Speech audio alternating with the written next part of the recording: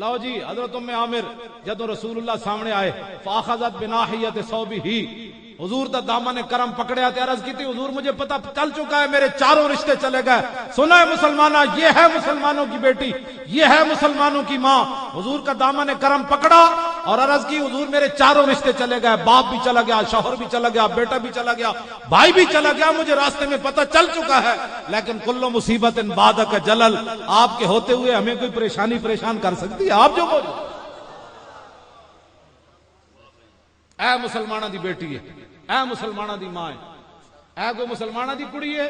سلمان رشدی نو جدو ویکھے سی نا ملالہ نے تے مسلمانہ دی دھی ہوندی تا اپنا سینڈل لا کے دے منہ تے مار دے دی، اور کتیا اتنا عرصہ چھپے رہے، اج سامنے آیا تے قیامت تک جتھوں پیر رکھ دیا سی اس پیر نو وچوں کے اکھاں نال لاندے، واہ مسلمانہ دی کڑی ہے، تو حضور دی عزت تے کتنا بڑا پیرا دیتا ہے، تصویراں نہ کھچاندی۔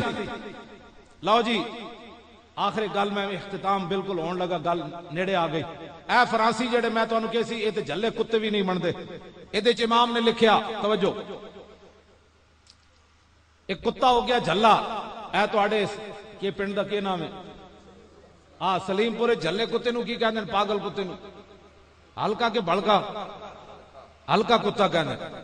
امام فرماندے ہیں کتا ہو گیا ہلکا، اے دے وچ لکھیا قریب تو ذمی بندہ گزریا عیسائی جڑے مسلمانہ دے ملک وچ پناہ لے کے رہندا سی، یا یہودی کوئی بھی، انہاں مطلقاً ذمی لکھیا، کوئی بھی ہے سی غیر مسلم لیکن مسلمانہ دے ملک وچ پناہ لے کے رہ رہے سی، او جھلا کتے دے کولوں لگیا تو کتا او دے پیچھے لگ پیا، جھلا جی سی، او بندہ اگے اگے کتا جھلا پیچھے پیچھے، او نسدیاں نسدیاں انہیں ویکھیا کتا جان نہیں چھڑدا، فدخل البحر، انہیں چھال ماری کہ دریا وچ چلا گیا۔ کافی دیر انہیں ڈبکی لان تو بعد سر کٹیا تو ینتظرو ویکھیا تے کتا کنارے کھڑ کے دا انتظار کر رہا۔ لو جی اب دیکھو یہ فرانسی کون سے کتے بنتے ہیں جنہوں نے حضور کے خاکے بنائے، یہ کون سے کتے ہیں جنہوں نے رسول اللہ کے خاکے بنا کر اور کہتے ہیں کہ ہم آزادی رائے رکھتے ہیں۔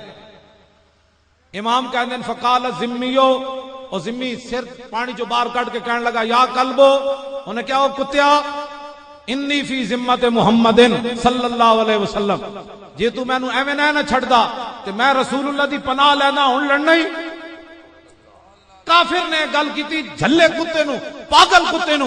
امام کہندے ہیں جدوں نے ایک گل سنی کہ انی فی ذمت محمد، کہ میں حضور دی پناہ وچ آ گیا ہن لڑنا ہی، تو فول القلب یادو، کتا مڑیا تو انہیں دوڑ لا دیتی، انہیں کہا میں جھلا ضرور ہاں لیکن اس نام تو میں بھی جاننا۔ دسو جی یہ کیڑے کتے نے فرانسی؟ یہ تے جھلے کتے بھی نہیں بنتے، جھلے کتے نے، کافر نے حضور دا نام لیا تے جھلا کتا بھی بندے دا پتر بن کھڑوتا۔ آخری بات، لو جی پکڑو جی، آپ جانتے ہیں غازی علم الدین شہید کی قبر سے آخری بندہ کون باہر نکلا پتہ ہے آپ کو؟ علامہ اقبال نکلیا۔ غازی علم الدین کی قبر سے آخری بندہ جو باہر آیا وہ علامہ اقبال تھا۔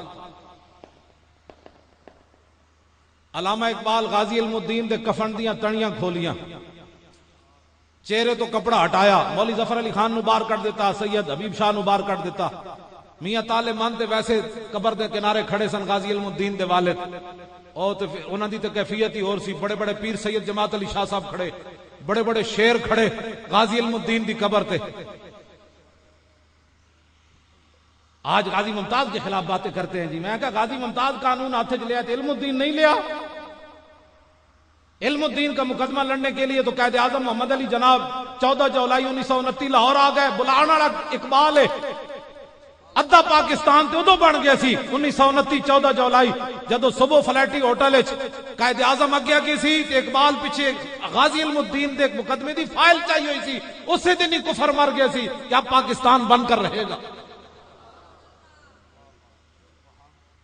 ہے کوئی معمولی ہے؟ زمین آسمان نے منظر ویکھیا، اقبال پیچھے پیچھے فائل چکی ہوئی تے قائد اعظم اگے اگے ہائی کورٹ پیش ہو گیا، جدو جج نے کیتی آئیں بائیں شائیں تے قائد اعظم سدھے ہو گئے، انہیں کہا ججا آئیں بائیں شائیں نہ کر، تینوں پتہ ہی کوئی نہیں حضور دی امت نو حضور نال پیار کتنا ہے، بچ کر۔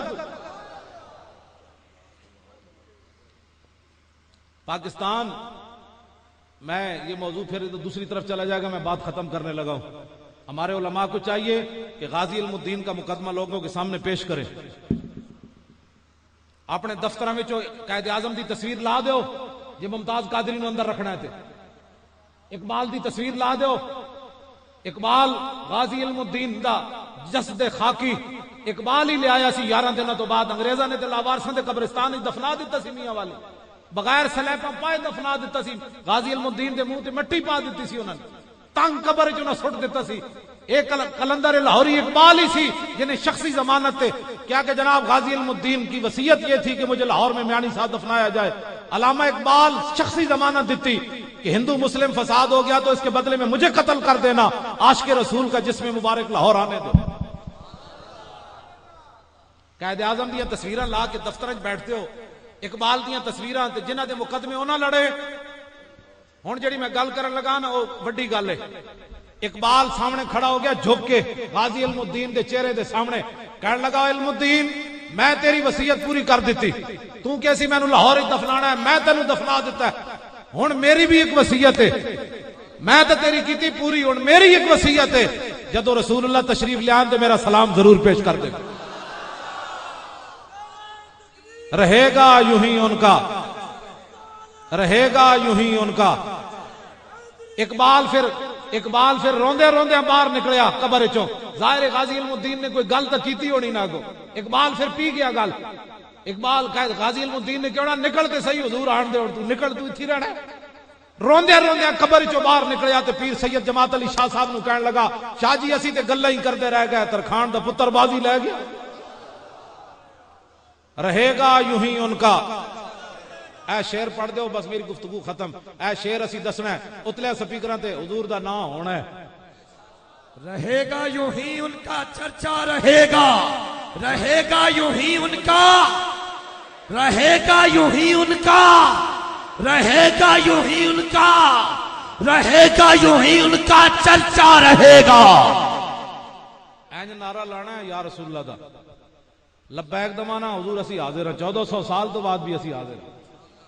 ہاں لبیک دا مطلب اسی حاضر ہیں یا رسول اللہ. انہاں دی جرت کیویں تواڈے بارے کوئی بات کرے, ساڈو کو کٹ کی جائے گا کہ ایویں تھوڑا تواڈے پاس دس جان.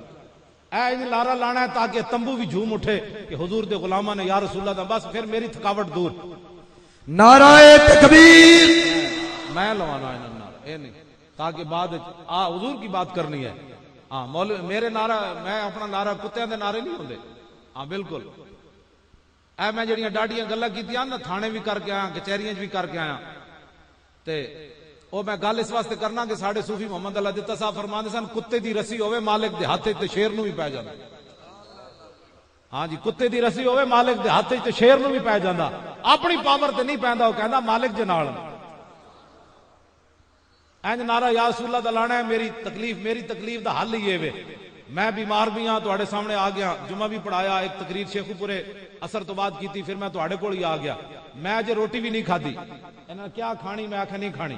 میں اپنی گڈی لمحہ پی گیا.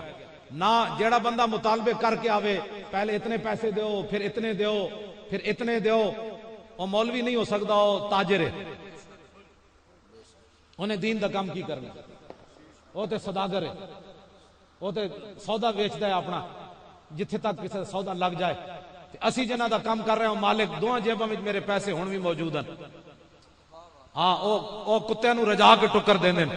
دنیا اتے دستور ہے کتا راتی بھونکے سویرے مالک ٹکر دیندا ہے, تے جنہ دا اسی پیرا دے رہے ہیں. ہاں جی, اے یا رسول اللہ دا نعرہ ول کر کے لانا ہے, تمبو بھی جھوم اٹھے, اے جگہ بھی قیامت نو گواہی دے.